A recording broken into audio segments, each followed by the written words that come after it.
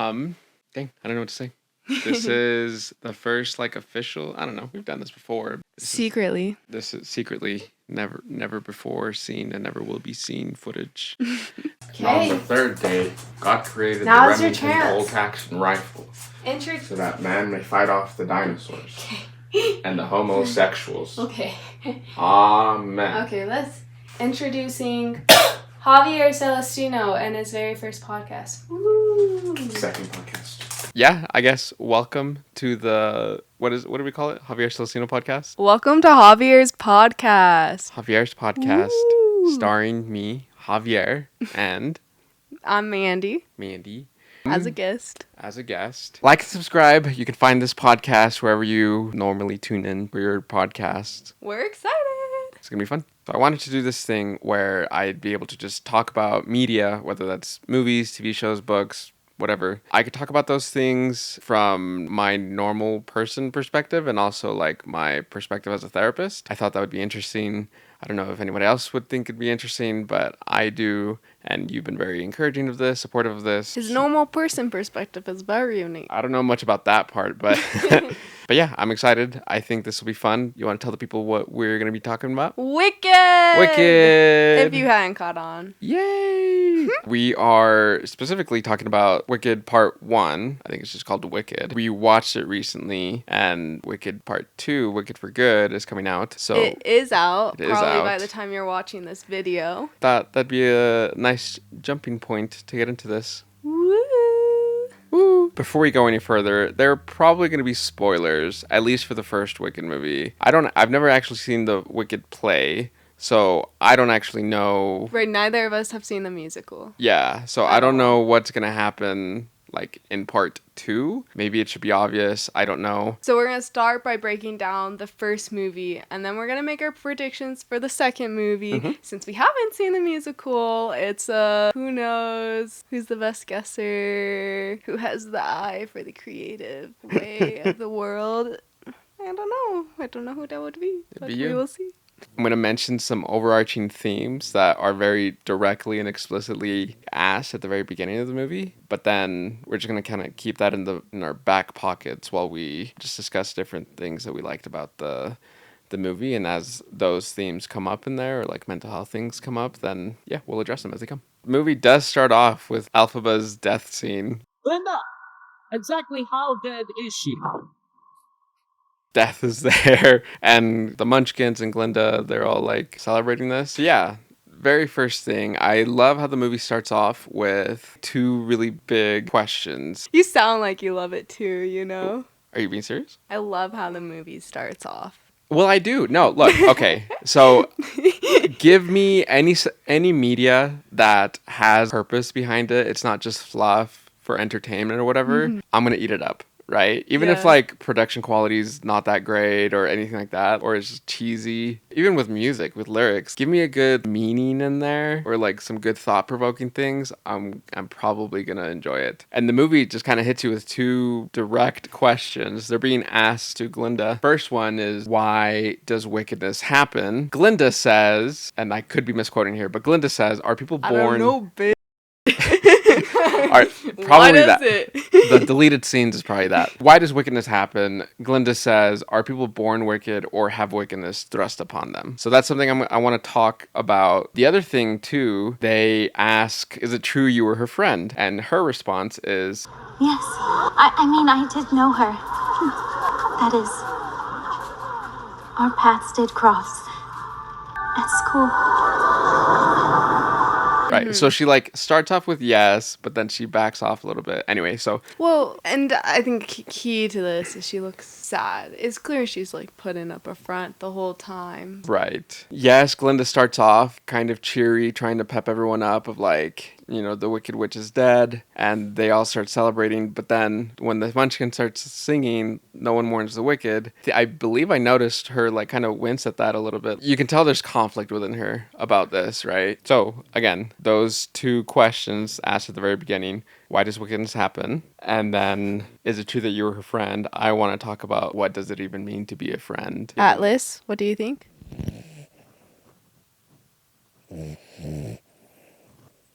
As you can tell, he's riveted. Wisdom. Well, speaking of overarching things, one of the things that I noticed that I thought was really interesting, I didn't notice the first time when I watched this in the movie theaters, and obviously I've not seen the musical, but it's really cool how all these cheery, upbeat songs, if you listen to the lyrics, actually have sad subjects. Like the very first one they kick off the movie with is "No one mourns the wicked," and it's not a good thing. It's not actually, yay, we're glad we don't mourn the wicked. And yet, musically, it sounds like it would be. Or even like I don't know, I can't remember the names of some of the other songs, but they're basically like bullying. Yeah, so the song's called "What Is This Feeling?" Well, it's like all it's like all upbeat, like you're saying, and Yeah. like a whole big like number, and it's them literally talking about like loathing each other. This hate for one another, basically. How do you define loathing? A feeling of intense dislike or disgust. Hatred. Disgust. There you go. What? Fuchi. Fuchi indeed. Yeah, I never noticed that either time And that there I are watched like Wicked. a few ones, but I can't recall a single song that's upbeat that isn't filled with a negative subject. What about Popular? Well, sure. Like from that take, some will say like, "Oh, it's so sweet now they're friends," but at the same time, she shouldn't have to change to be friends with Glinda. Like there should be that acceptance for who she is. Did she change for Glinda though? She did start to Okay, well, keep the friendship going. I think this could be a good spot to talk about the like what does it mean to be a friend then? Yeah. Because I see here two people that are like struggling with I want to be accepted. I want to feel like I have a place to belong. And we delved a lot more into Elphaba's backstory. I don't know much about Glinda's yet, and I don't know how much we'll get into it. And it's not someone that I would directly think, oh, this is a person who's trying to belong, because it seems like she does. Right. So that's a whole nother thing. Well, then that's the part too, right? Where there's a few times in the movie where Glinda or Galinda at the beginning does something performatively nice. Elphaba doesn't respond well to it, and then Glinda like immediately goes to those two main friends and asks, "I thought that was very nice of me," or whatever, and they're like lauding her, and just it's very over the top. But I say performatively because yes, she's being outwardly kind, but like if your motives for that are I just want to look good in front of all these people, I want to look like Nails I'm doing this charity for someone, and I'm going to do it very publicly, right in the middle of a whole courtyard, everyone's there, to the point where like you accidentally offer up like your room to split it with Elphaba because she doesn't even know like what's going on. She's just trying to get her own Agenda accomplished. There are a few times where she does that. So for me, I would question, okay, Glinda and those two other friends that she normally is interacting with, like how good of a friends are they really? Yeah. You know what I mean? So, Glinda, what's up with that girl, right? With this friendship question that's asked at the very end, like, is it true that you're a friend? It seems like the answer is truly yes for her, but she backs up because of the societal... The associations there and the image that she might give off. Yeah. Which, again, goes back to this performative, this people-pleasing part of her, which is very normal. I think everyone to an extent has this. Right. Some more than others. For her, like, for sure, she has it a lot. I don't know. For me, that kind of makes it hard to gauge, are you being kind to me because you just don't want to seem rude or come off as rude, or are you being kind because like you legitimately want to be kind? When people do that in real life, you can usually detect it, not always, but if you pay attention to not just the way that they're acting, they can sound kind, they can sound nice, but then the outcomes of the actions and the interaction, and who's like really putting effort into the friendship, and are they actually willing to show up in your good times and your hard times, or are they only like willing to meet you on their terms, then you start to realize that, oh, this isn't friendship, this is people pleasing. I guess it's friendship, but it's not like a healthy friendship at that point. Yeah, it's probably a category of friendship, but not a very meaningful one or satisfying for me anyway. Right, and when we talk about like different like levels of healthiness of relationships, it's not to put down anyone that are coming from those places. There are definitely reasons, And when you're in that situation, I don't think either party is benefiting to the extent that they could be. Not the person, obviously, on the receiving end of those who are people-pleasing to that extent or in that way. And then the people who are people-pleasing are also not receiving what they need from the relationship. Yeah. Kind of a lose-lose in some ways. Well, I think it's hard too, because I would probably walk away from that kind of interaction or relationship feeling like lonely still. That might throw me off. I'm with all these people, but I'm still feeling lonely. Like, what's up with that? Like, is it me? What's wrong with me? And maybe Glinda feels that way too. We don't hear her talk about that explicitly in this movie, but she does request her own little suite. Like, it's clear that she needs her space for some reason. Yeah. I don't think it's just a like snooty, I have a ton of stuff, though that is a part of it. Well, okay, so we're pretty quickly introduced to Glinda's formative kindness. And I will say, like, right away, she's encouraging her parents as they're leaving, and her takeaway from their interaction is, they're gonna miss me so much. That's funny. That's funny because it's like, she's self-absorbed, but also that's a tell that, like, she's concerned with how others are feeling toward her. And so, if anything, she's also reassuring her by saying that. Yeah. Reassuring herself. Totally. Yeah, I hadn't caught that, but makes sense. Probably shortly after that scene, you start to see Elphaba trying to deal with her magic. And for me, again, I think the first time I watched this movie, I was just like, wow, this is so nice. But this time around... Trash! No, it's not trash. This time around, though, I was like, oh, like, the magic is, like, very, very strongly tied to emotions. It's, like, a pretty strong metaphor for emotions, for me anyway. When Elphaba is describing the magic and, like, when it comes up for her, she says... something comes over me, something I can't control. And for me, that makes a lot of sense because going back to her childhood, she was highly rejected by her parents, especially her dad. Yeah, her mom freaking hated her so much she just died on her. Like, what the heck? Highly rejected. So the dad hating on her, basically raised by the nanny, and then stuff is blamed on her that really is not her fault. Like, she's a literal child, right? That no one was even there to help teach her about, hey, you know those like things that you're feeling in your body? Like, those are emotions. This is what you can do with them. You know? I think if anything, it contributed to those emotions that seem to overpower her, such as panic and anger. Right, because those are hard things. And if no one teaches you, hey, there are other ways, it builds up and then you blow up, it's a lot easier to see the big blow up stuff. And it's not as visible to see, oh, everyone else is also dealing with these emotions. They're dealing with it in different ways or not as public ways. And so you might just feel like, oh, maybe I'm the only one that deals with this, or like, I'm a baddie, I deserve this. Yeah. Which leads you to feeling more isolated, and then you have no friends.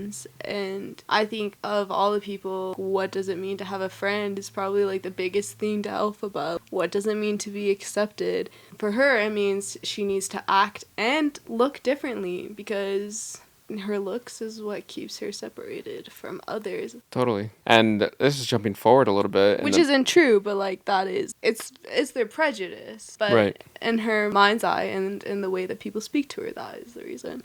Right. This is jumping forward a little bit, but Fiyero, in the first few interactions he has with Elphaba, I think he very easily could have been like, oh, you're just very stuck up, closed off, basically. I don't have anything to do with you. Instead he was like, I want everything to do with you. Well, I'm not sure about that, but I really you know what I mean. I really liked this. I think it's the second time they kind of run into each other, where she immediately just kind of goes into her pretty much prepared, memorized like responses. Their first time. Mm-hmm. Yeah, they're basically memorized responses of yes, blah blah blah, this, no, blah blah blah, that. No, I didn't eat a bunch of grass as a kid. Yep, and he just kind of takes it in stride. Love that. Very charismatic. Well, he like pins her down immediately. He's like, oh, are you always this defensive right away? Yes, absolutely. Calls her out on it. And it's, I think, a little bit of a reality check for her. A kind calling out. I don't want too many men to be like, yes, I can tell my wife exactly how she's going to be. Yeah, please. Otherwise, women don't do that. The purpose of this is not to encourage men to... But every once in a while, we all, we need a little playful, kind analysis. Yes. He clocks her immediately on that, calls her out on it, love it. I think that's a little bit of a wake-up call for her. Are you saying I don't have to be immediately defensive all the time? What? Her life experiences, her past relationship history has basically cemented that lesson into her that yes, no, actually you do need to be defensive. Her being able to interact with Fiyero in that way, or him, I guess, interacting with her that way, just through the interaction, teach her this thing, or at least show her, hey, there's another way. It differed from her normal, so she totally. had to take a beat and actually think rather than just going into her fight or flight mode. Right. And so trying to keep some structure to this and tying the two questions at the beginning. What does it mean to be a friend? What does it mean to be a friend, and why does wickedness happen? I think a lot of times in society, it's not like people are born wicked, right? Elphaba was literally just a little child, a baby, happened to be green. She had no say in that. That automatically put her in the underprivileged situation where she's getting hated on. She's not being taught these important life lessons, especially not from the people that are supposed to be there for her. In society, same thing. We have generations of people, kids, not being taught, hey, these are emotions and this is what you can do with them. Mm-hmm. And emotions aren't bad. That's what you do with conflict. Right. Emotions aren't bad. Some feel better than others to experience for sure, but like they're not bad. You have a whole bunch of people not being taught that. And then you have they grow up to be adults that have road rage or that just do really impulsive things or are like, well, confused about why they can't function. Right. Well, it's not that they're evil or born evil or anything. They just weren't given the help that, like... Yeah, there comes a point where you have to go and seek out that help for yourself. Totally. And I think part of this movie is seeing Alpha being on her own for the first time and starting to learn some of these lessons. Totally. Yeah, taking some ownership of that accountability. Okay, maybe it's not my fault that, my dad treated me this way. I was raised by my nanny and like I wasn't accepted. Maybe that wasn't my fault, but it's still my responsibility to, especially now as an adult, it's still my responsibility to learn how to deal with those emotions because it's not cool to just blow up on people every time. She's not born wicked. Now she gets to try and figure this out as an adult individual. I guess it's like a college setting. Shiz University, yeah. Yeah. As we mentioned, Fiyero calling her out, like, they're not friends yet. That's a good quality in a friend to be able to do that kindly, and it's a lot easier to adjust in life and learn healthy ways to cope when you have the support of good friends. Yeah, and just being able to have someone, especially if they know you well enough to be able to kind of roll with the punches when you are having a little bit of a crash out, and they're kind of like, okay, like, I know what's going on, though. I don't have to freak out just because you're having a whole thing here, and then calling them out gently with that of like, here's some feedback. Yeah, I don't think they're at that point yet in that scene, but as far as friendship goes, definitely I think that helps them develop that closer relationship later on. Insert cool, insightful quote here. Ding. Well, speaking of friendship, I think it'd also be important to talk about how Glinda and Elphaba eventually did go from loathing to loving. Enemies to lovers. Mm-hmm. Frenemies, right? No. Frenemies to frovers.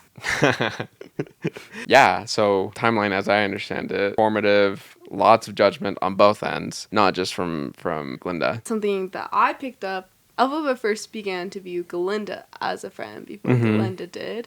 And I think we noticed that in little moments, like when she said boo to her at the end of the song. Or just playfulness.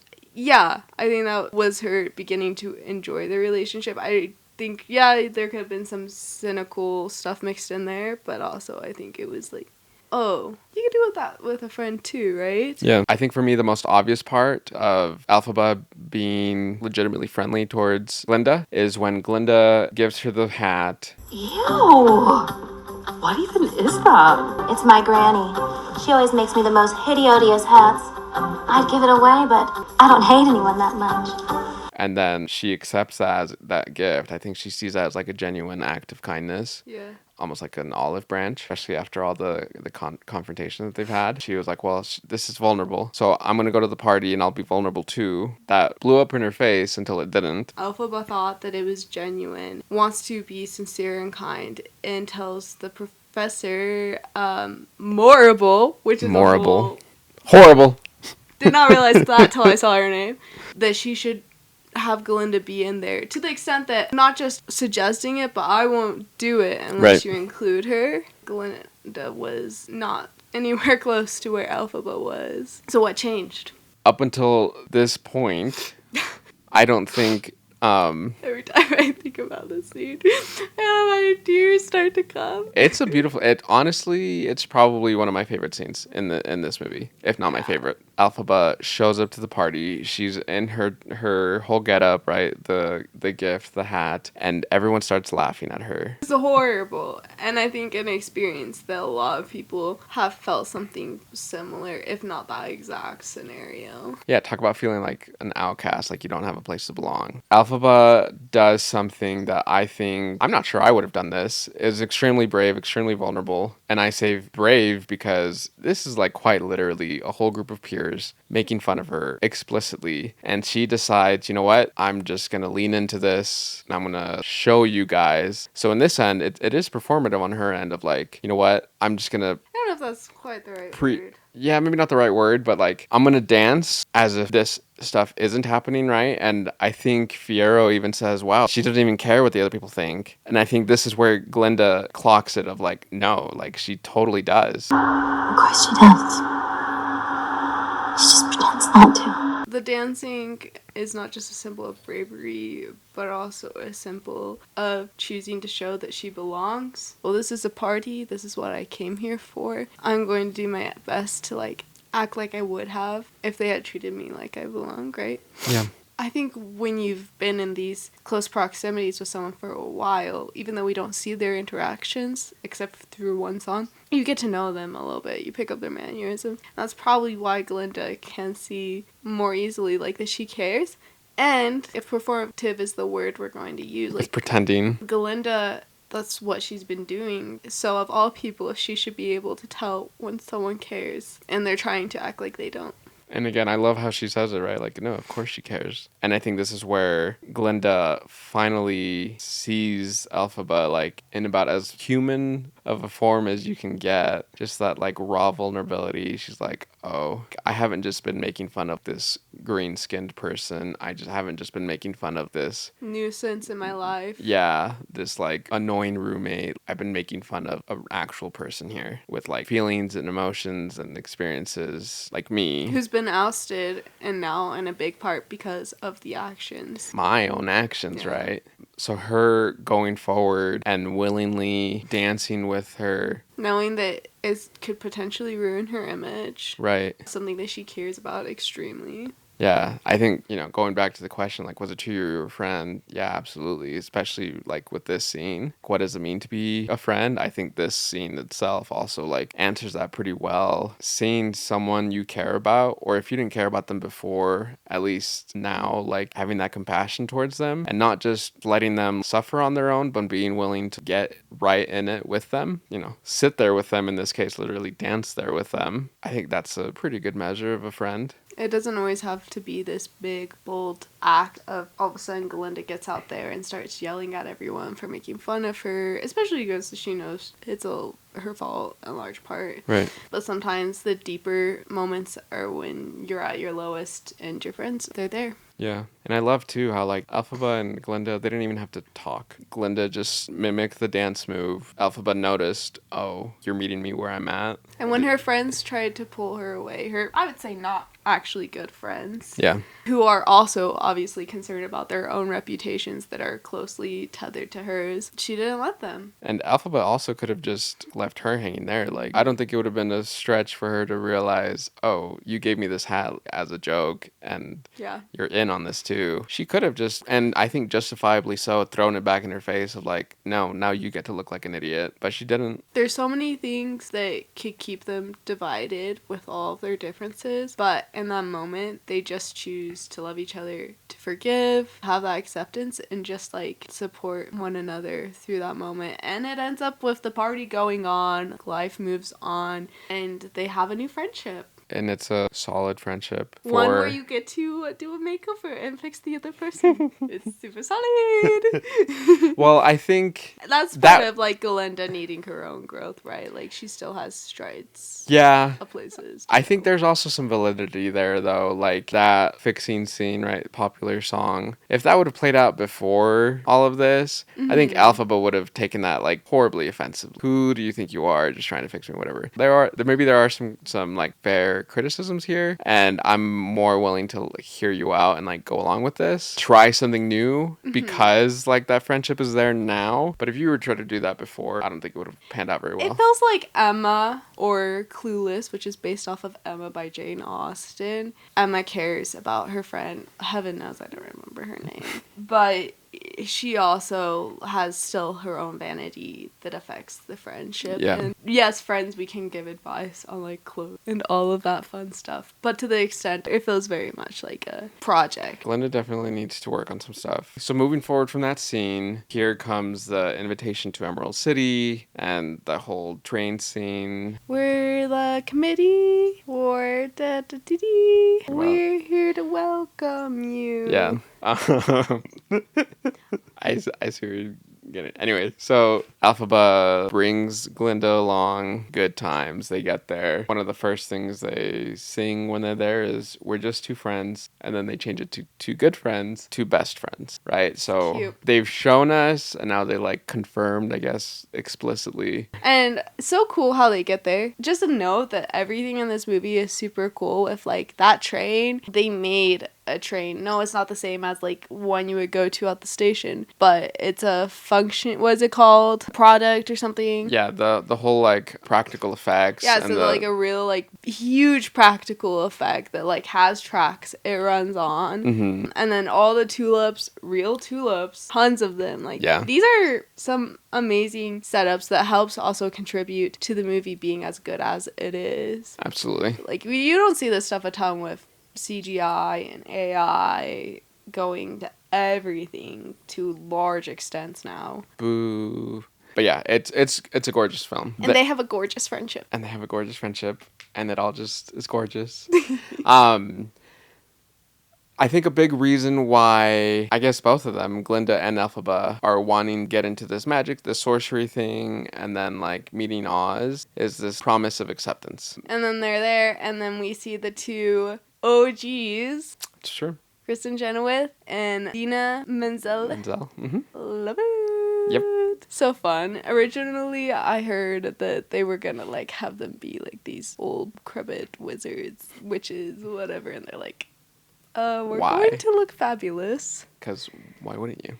Yeah, so that was fun to see all four of them. Some little details. And I think there's another detail that I'm not remembering right now. So acceptance. Oh, acceptance. Speaking of another little detail, at this point with their outfits, I remember beforehand, before they were friends, Galinda's sidekicks made fun of Elphaba's shoulder pads, and then now all of a sudden we see Galinda. She has cute little shoulder pads. We see that in the classroom scene, which, oh my gosh, there's so much there too. But we're past that. We're to the Emerald City. Yeah, so they're gonna get to meet Oz. There's a huge promise and hope of acceptance there. Hope. Especially from... Hold on. You hold this for a second. Okay. Hope mentioned. Promise and hope. She's like, I'm done with this. Come back to me. And Oz even just straight up was like, yeah, we can be a team in this. Elphaba's initial wish was going to be like, hey, can you like, I think she says de-greenify me, which again, it's so sad because like her greenness played a huge role in like shaping her and forming her into who she is, right? It obviously played a role in how others treated her, but that like, again, it was just like, it's part of her identity. Coming from your perspective, like, why do you think that matters? I would love to hear from your personal perspective. Yeah.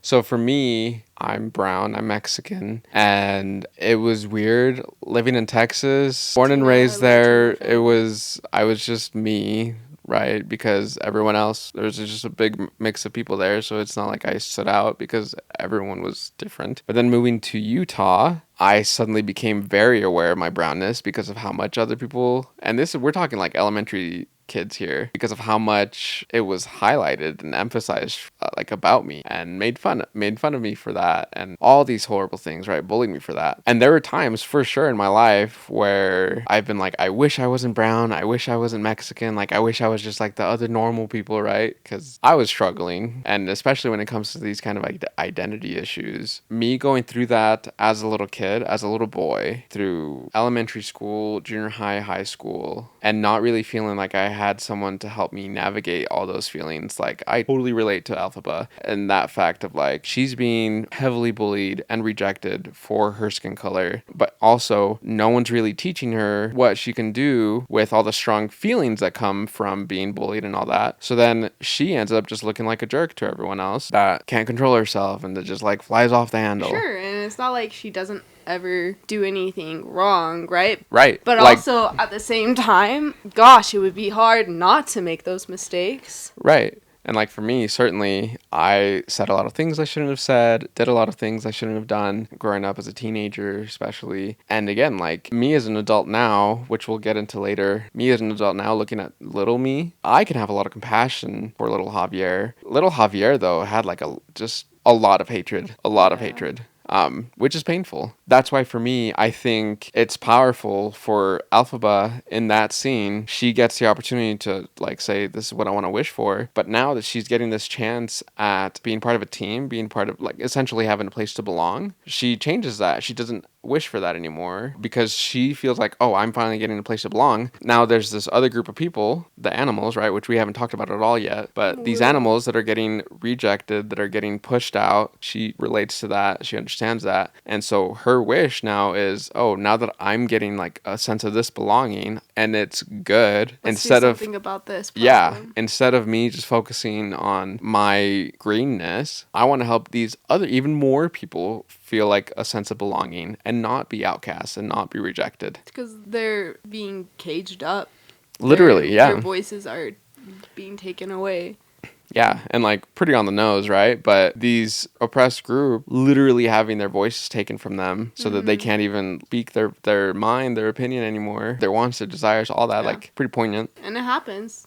It's sad, but it's also so powerful of a musical, so powerful of a movie because it's poignant and important. I love how you brought up having that compassion for little Javier. I also look at kids and like imagine that little Javier. The amount of outcasting that can happen is so sad. And when it happens simply because of appearance, simply because of like your race, it's despicable and heartbreaking and it changes a person. Yeah. It's something you can't run away from. Maybe I could change how I style my hair. I could do all these other things, but you can't change your race. And when it's very explicitly what you're being made fun of for, what do? You feel chained up. You feel voiceless. Right, because then if you do speak up, you raise your voice to these things, people just treat you like, oh, you're just like a curmudgeon. You're just like get over it. This doesn't actually happen. You're just being an angry, ungrateful, whatever person. And it's like, I just don't understand like how it's eroding your soul year after year of this, comment after comment. It's going to wear anyone thin. But they don't see that, right? Maybe for them, especially with Linda, she only knows Alphaba from meeting her at the university. She hasn't had all those years with her before. So for her, maybe she's like, why are you being so reactive? Like, I literally just did this one thing or whatever. But like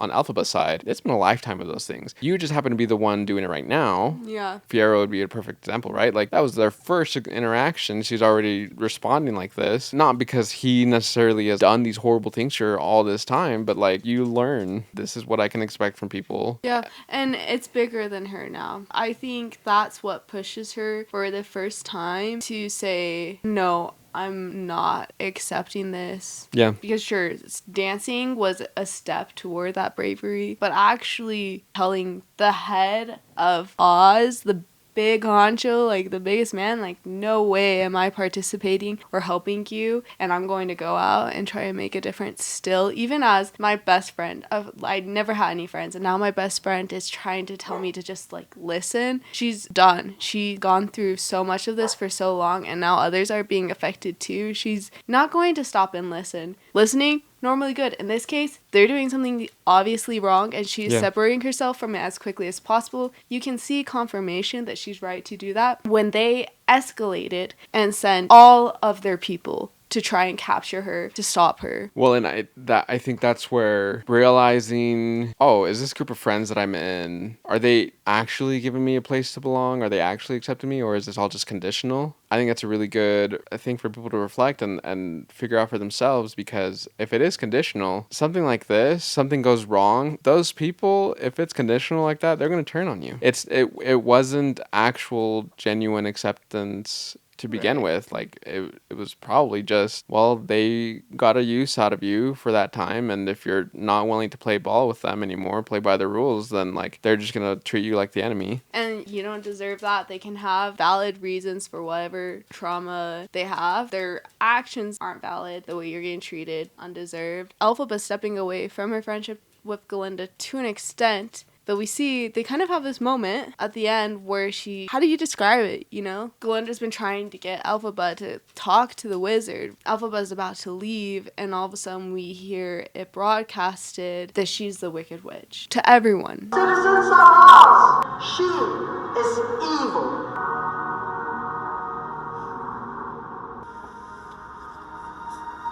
There is a shift for who is now Glenda, and she realizes there's no going back for Elphaba, really. And it leads to them having a very special moment. Because the beginning of that specific song is them saying angrily, like, I hope you're happy. Well, I hope you're happy too. But then the exact same words, but with a very different emotion and intent behind them towards the end of those scenes. I will say before that, Elphaba wanted Glenda to come with her too. And Glenda thought about it. She was going to do it. And for some reason, she chose not to. Maybe we'll find out what that reason was in the Wicked for Good. I don't know. Who knows? I think we will.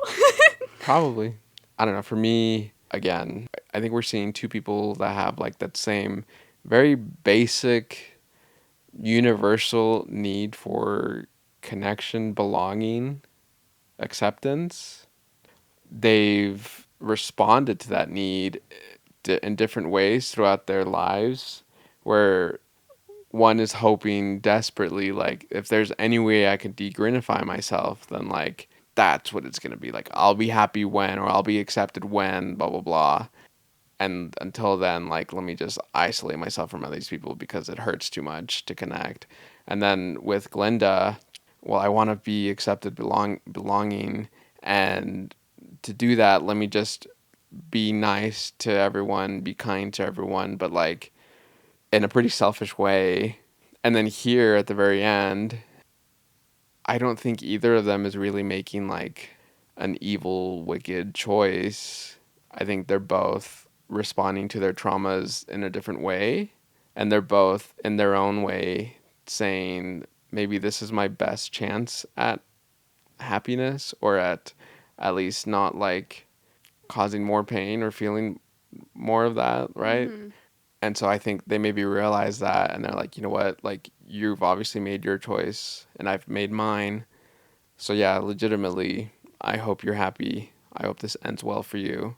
Yeah, I don't know, for me that was another powerful scene, because I don't think Glinda's dumb either. Like, she heard Oz himself say, like, yeah, the best way to bring people together is to give them a real good enemy.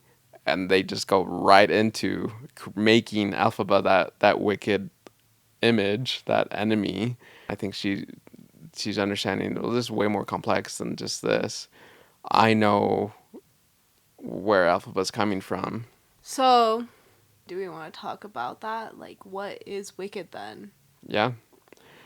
Well, what do you think? I thought he'd never ask. If you turn to the Bible. Oh my goodness. Well, just like keeping it exclusive to, I think, what the movie's trying to say. I think wicked is hard to define. And it can be subjective based on the culture or the fear-mongering that's happening. I don't think they actually really answer the question blatantly. I think most of the things that they say directly are actually giving us the indirect answers, if that makes sense.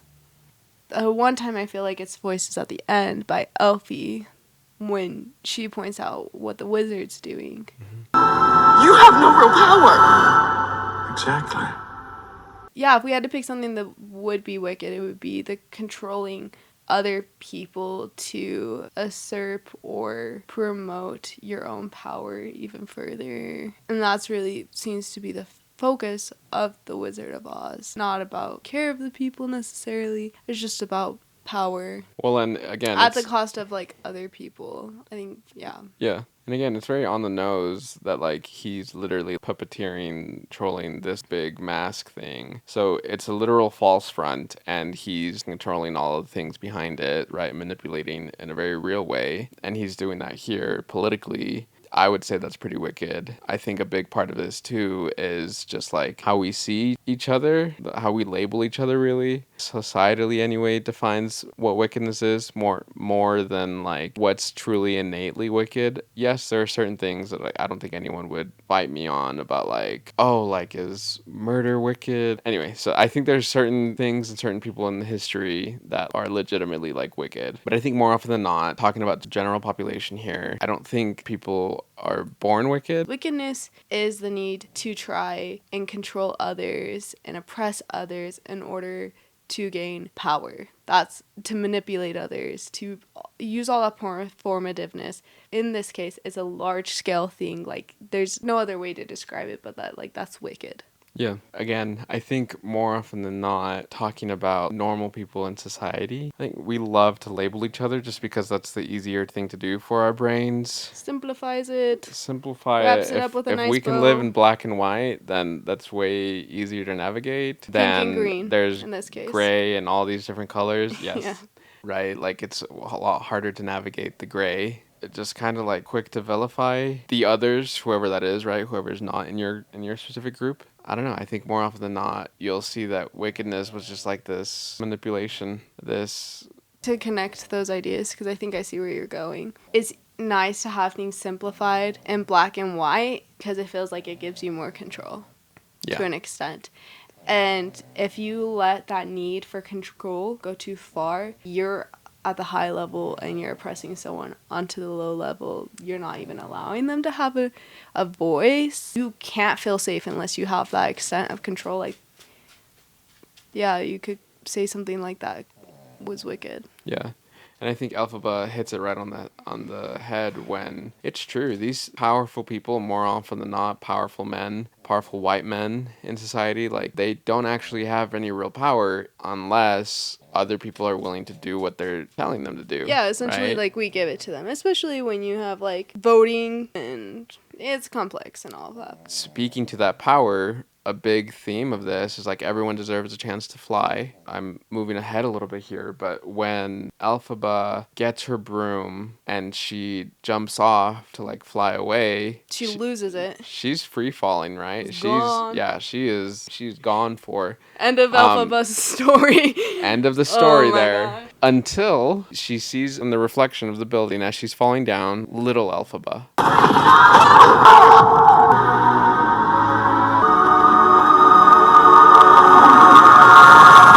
The little Elphaba is reaching out first too. Mm-hmm. Like pretty much the whole time. Yep. I think, like always, a kid is looking for that connection. Absolutely. Once she reaches out to her younger self, that's when the broom gets in her hand, and that's when she can start to fly. Because that's when she's shown that acceptance and love has let her be willing to connect with that side of herself instead of keep it hidden. Yeah. And for me, that's real power. She just got done telling this other guy who like outwardly seems to have a lot of power, but I think she's right. You have no real power, right? It's a lot of performative. It's just, you've just manipulated people to do what you wanted them to do, but like really you're just an empty, sad, pathetic dude that's just like he's just pulling probably strings. Scared. Like yeah. Deep down scared and can never give that to himself. That's cowardly. Yeah. And then contrast that with her. She's able to accept herself, metaphorically, right? With like reaching out to herself, her younger self. She's able to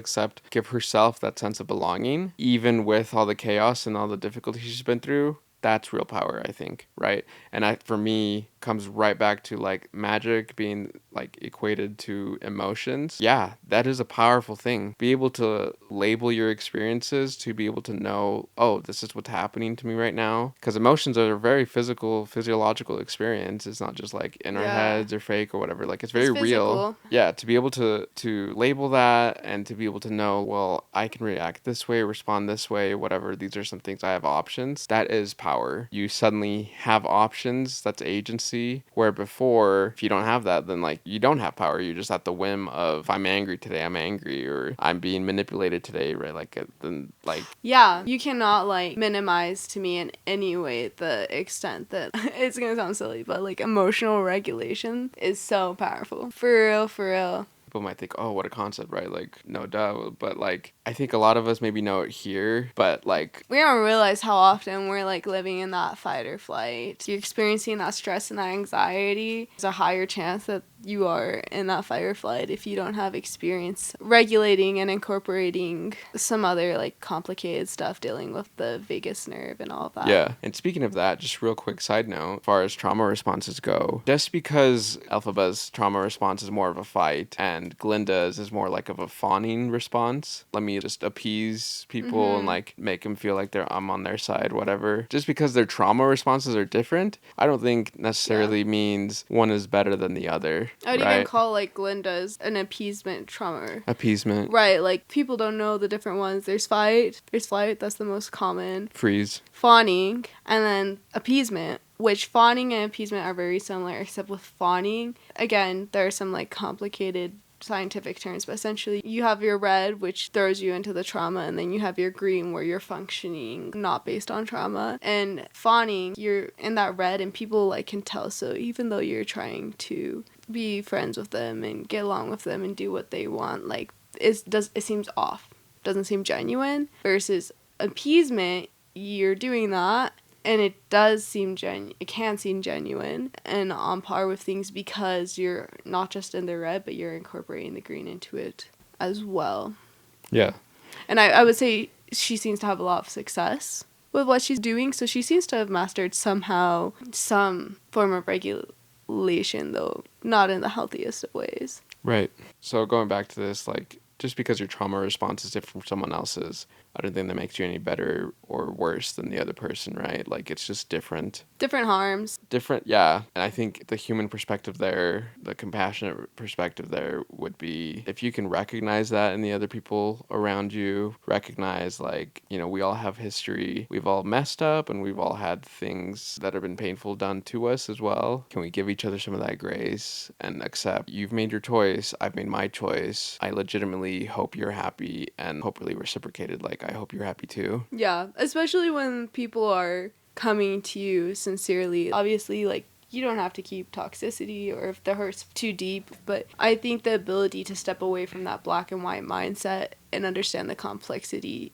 does make it easier to give grace to others and does make it easier for us to function as a society, and overall like makes it easier for you to love yourself and to develop healthy patterns in how you live your life. There's a lot to this movie that we haven't even touched on. Talk about for hours. For real, legitimately. And I guess my main takeaway from this conversation is hopefully I can remind myself we're all human, we all need connection. If I can get that from other people, like genuine connection from others, that is amazing. But more than that, if I can give myself that gift of belonging, that gift of acceptance, especially little Javier, I wouldn't trade that for anything. Because that's real power. Cutie.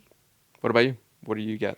Oh, I'm so excited for part 2. And before we go, we have to make some predictions. Second, everything you've said. I say from my end, just try not to simplify it. I'm not going to say don't have your venting sessions with your friends or whatever. But if you stay stuck in that one mindset about like a person or people, it will harm you. Do the work to be able to see the complexity behind them and the choices they're making as well. And of course, hopefully we should all know this, try not to judge someone by their appearance. And if you see bullying happen, I know that accusation gets thrown around a lot now, but if you like genuinely see someone being isolated purposefully or not, reach out to them. Or manipulated.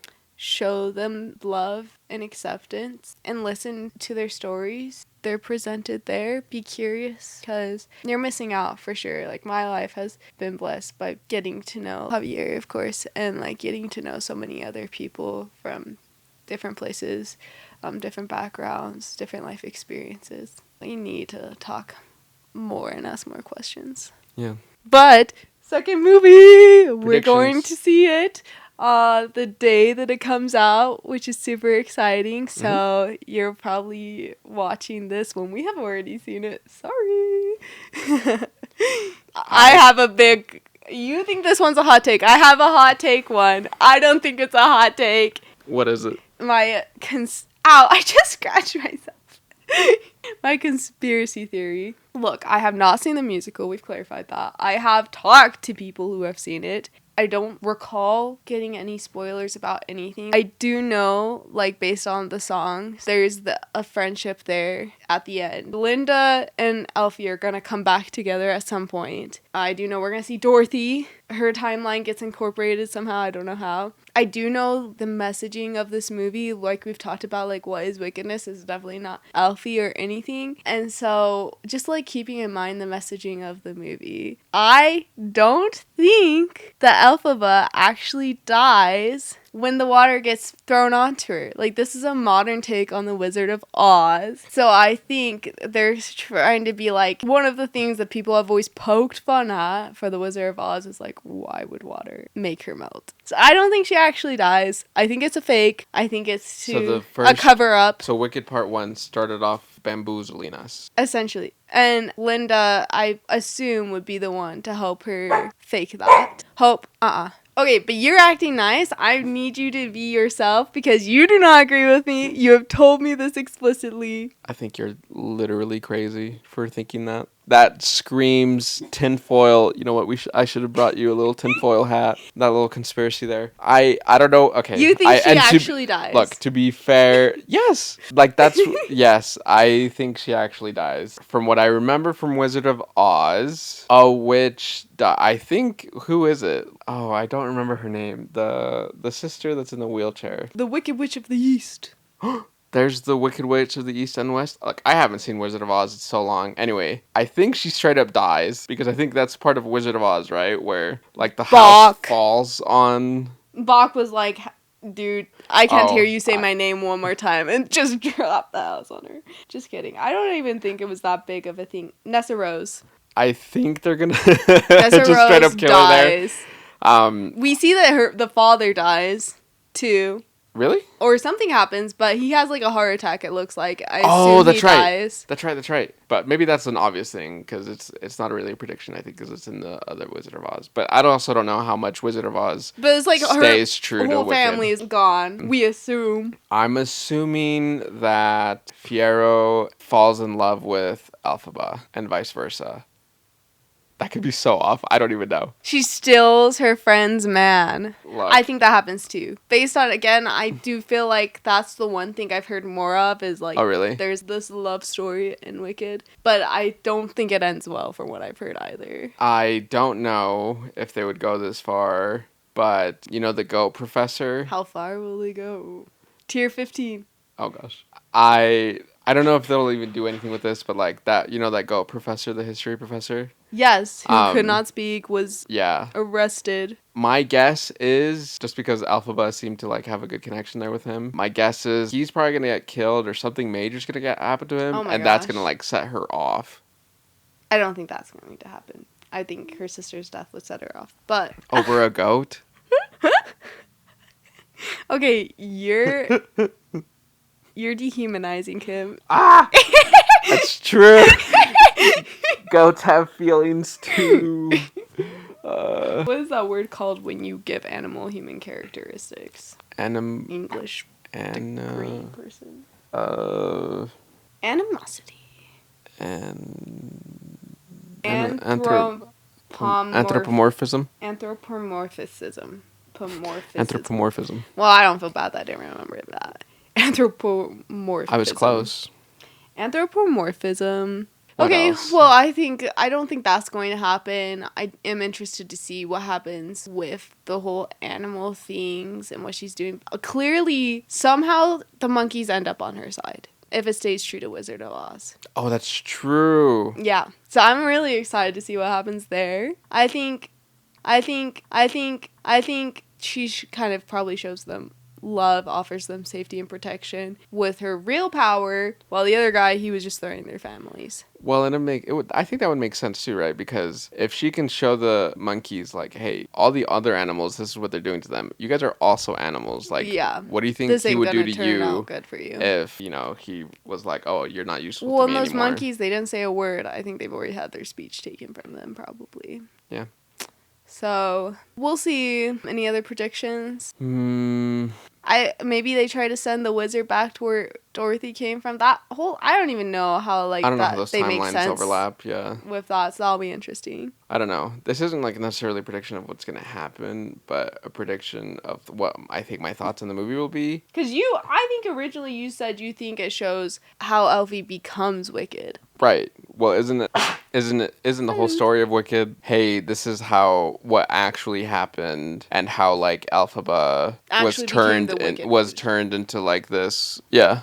Okay, maybe I'm off, but I don't think I think it's still gonna stay propaganda the whole movie. She doesn't actually try to do harm. I don't know. Maybe she does hate Dorothy. I don't think. Well, I mean, she killed her sister, but I'm not the Wizard saying, of Oz, she's like attacking Dorothy as the Wicked Witch of the West. Right, but I'm not saying, oh, we're gonna see Elphaba legitimately be wicked, not just be labeled as wicked. Oh, you think it's gonna be fake, her attacks on Dorothy? Well, no, like, I think that'll be real, but I'm not sure I can blame her that much when she straight up killed her sister. Right.